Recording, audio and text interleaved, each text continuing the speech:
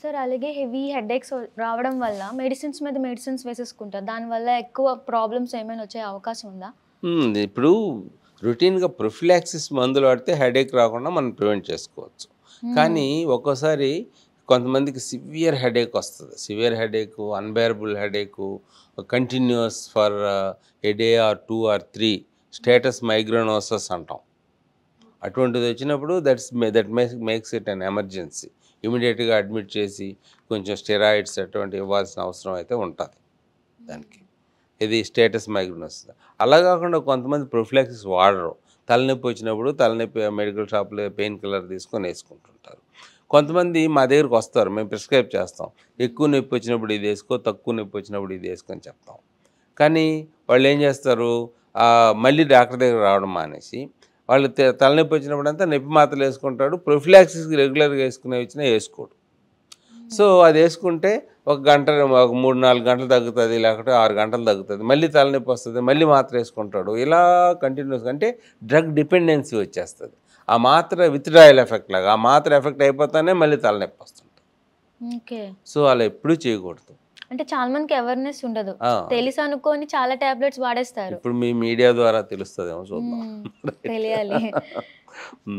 అలాగే ఇప్పుడు దీనివల్ల సైడ్ ఎఫెక్ట్స్ ఉంటాయి కదా ఖచ్చితంగా? డెఫినెట్గా డ్రగ్స్, ఎనీ పెయిన్ కిల్లర్ వల్ల గ్యాస్ట్రైటిస్ వస్తుంది, బ్లీడింగ్ రావచ్చు, సో అల్సర్స్ రావచ్చు. అలా ఈ పెయిన్ కిల్లర్స్ అన్ని చాలా ప్రాబ్లమాటిక్ కదా. అదే ఎక్కువ టాబ్లెట్స్ కొంతమంది స్లీపీగా ఫీల్ అవుతారు. కొన్ని టైప్స్ ఆఫ్ హెడేక్స్కి, ఇప్పుడు టెన్షన్ టైప్ ఆఫ్ హెడేక్ కింద మాట్లాడుకున్నాము. వాటిల్లో కొన్ని అమిట్రిప్టిలిన్ అని ఒక మందు ఇస్తుంటాం. దానివల్ల కొంచెం స్లీపీగా ఉండొచ్చు. We have to adjust. వాళ్ళు అలాగ ఉందంటే డాక్టర్ని కలిసి డోస్ అడ్జస్ట్ చేసుకోవాలి. జనరల్గా we start with very low dose, ఎక్కువ స్టార్ట్ చేయము. కానీ దానికి కూడా మత్తు వస్తే you may have to avoid that tablet. అలాగే ఇప్పుడు చాలామంది హోమియోపతి, కొన్ని చోట్ల హోమియోపతి కూడా ప్రిఫర్ చేస్తున్నారు. అది కూడా ట్రై చేస్తే ఏమైనా ఛాన్సెస్ ఉన్నాయని. అలాగే ఇంగ్లీష్ టాబ్లెట్స్ కూడా కొంతమంది వాడుతున్నారు. ఇందులో ఏది బెస్ట్ అంటారు, లైక్ మీ వరకు?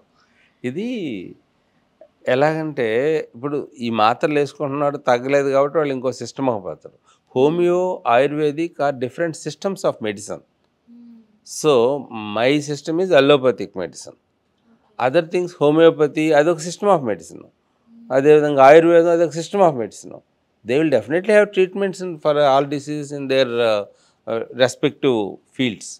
So I cannot comment on homeo or Ayurvedic because I don't have any knowledge about Ayurvedic or homeo. నేను చదవలేదు వాటి గురించి, నేనేం చెప్తాను వాటి గురించి. నేను నా మందుల వరకే చెప్పగలను. Okay sir.